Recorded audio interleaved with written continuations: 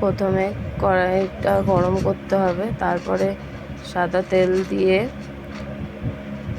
গরম হওয়ার জন্য অপেক্ষা করতে হবে। এপিট ওপিট করে ভেজে নিতে হবে হালকা হাতে, যাতে ভেঙে না যায়।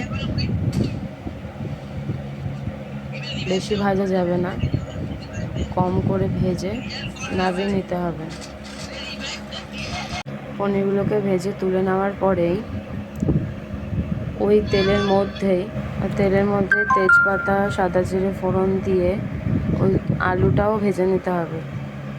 একটুখানি নুন দিয়ে আলুটাকে ভেজে নেবো লাল লাল করে। ভাজা হয়ে গেলে টমেটো দিয়ে, আদা বাটা, কাঁচা লঙ্কা চেরা দিয়ে ভালো করে একটু নাড়িয়ে চাড়িয়ে হলুদ, লঙ্কার গুঁড়ো, জিরের গুঁড়ো দিয়ে মশলাটা একটু কষিয়ে নিয়ে তারপর পনিরগুলো দিয়ে দেবো। দিয়ে যে তেল ছেড়ে আসবে পনিরের কষা থেকে, তখন অপেক্ষা করতে হবে ততক্ষণ। তারপরে তেল ছেড়ে এসে যে দেখতে পাচ্ছি, তখন মধ্যে জল ঢেলে দেবো। জল ঢালার পর ঢাকা দিয়ে রেখে দেবো যতক্ষণ না আলু সেদ্ধ হচ্ছে। আলু সেদ্ধ হয়েছে কিনা দেখে একটু নাড়িয়ে চাড়িয়ে তারপর তৈরি হয়ে যাবে সুস্বাদু পনির আলুর নিরামিষ রেসিপি।